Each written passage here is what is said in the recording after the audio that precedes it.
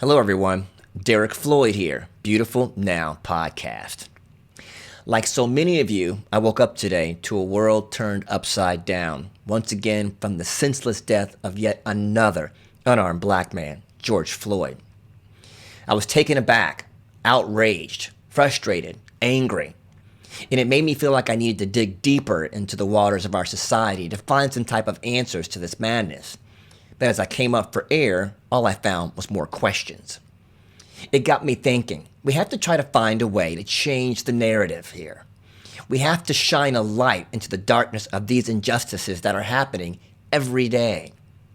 Make no mistake, the next steps we take are crucial in the outcome of the justice that we're seeking.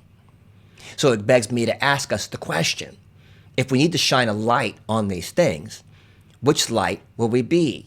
The beacon or the torch? That's the question that we'll dissect on the other side today.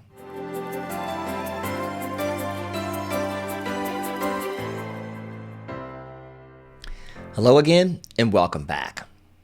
Now, the question on the floor is, if we want to change the narrative here, we're going to have to shine a light on the darkness of the injustices that we see every day.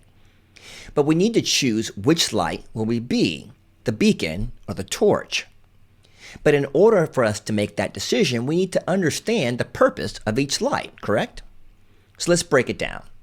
With a beacon, it normally represents peace and safety, like a lighthouse on top of a hill, shining far and wide to bring boats that are lost back to sea, back to peace. But what about a torch? A torch also shines light, brings warmth, represents fire. But if we get too close, it can burn everything it touches.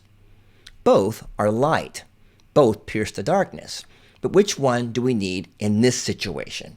Right now, I fear we're only seeing the torch because we have protesters rioting in multiple cities, burning down businesses, looting in the streets, shining their light of anger and frustration about a very real problem, which is racism in America.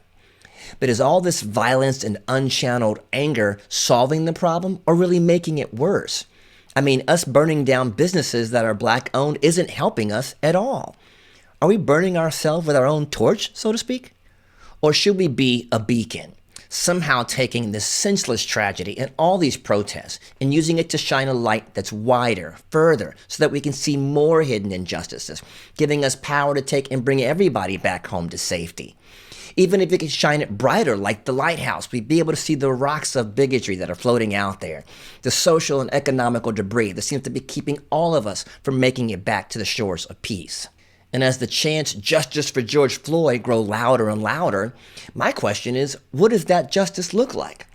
I mean, if we arrest the men who committed this heinous crime, will it actually soothe the anger that we feel from all the empty promises of change that we've heard over the years? Or the apathy from those who refuse to believe that racism is still real in America? This has to stop today, now.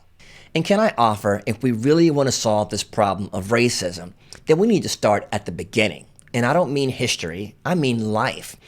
No one is born a racist. It's taught, it's a learned behavior, and it's been fed to us from every direction, from family, friends, the books we read, the movies we watch, the music we listen to. All of it perpetuates this underlying racism in America.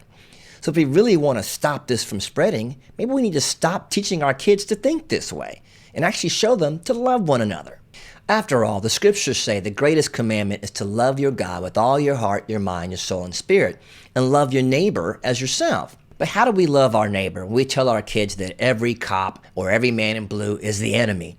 That's just not true. There are tons of great cops out there who have character and integrity, and they feel called to the badge to serve and protect, and we need them out there to keep us safe. Or how do we love our neighbors when we assume that every black man is dangerous or to be feared? There are tons of great African Americans who enjoy a great morning run in their neighborhood or like to watch birds in Central Park. We have to refuse the lies that we're being fed from social media, music, movies, that black men are criminals or dangerous or confrontational. These things just aren't true. This is not helping us love our neighbor at all. At the end of the day, I don't profess to have all the answers to these questions, but I do believe that we all have a personal responsibility to shine a light on these daily injustices in our personal circle of influence. We need to make sure we let people know that we won't stand for those things and to have those uncomfortable conversations. if we really want to change the world, it's going to take one person, one uncomfortable conversation at a time. After all, it was Martin Luther King who said, "Injustice anywhere is a threat to justice everywhere." So we all have a moral obligation to our fellow man to uncover the darkness of these injustices and make sure that we don't stand for them anymore. We all have the ability to change the narrative right now, but it boils down to this simple question: which light will you be? The beacon or the torch? Is there a right answer? I really don't know. But I do know that every day we're blessed to get up and breathe, then we have the opportunity to make a choice. And the only thing I ask of us right now, the thing I ask of myself, is I weigh the outcome of the decisions heavily, and I choose wisely. We hope you enjoyed this message today. We hope it challenged you to be able to talk to your friends and family about where they stand on the issues of injustice. And we hope that it pushed you to be better, to challenge your own thinking, to figure out, where are you in this situation? We want everyone to be involved. You do your part and we'll do ours. The Beautiful Now Project is going to be here to continue to shine a light on these injustices, and we'll make sure we uplift, encourage, and inspire along the way. Take care. Have a great one. We'll see you soon.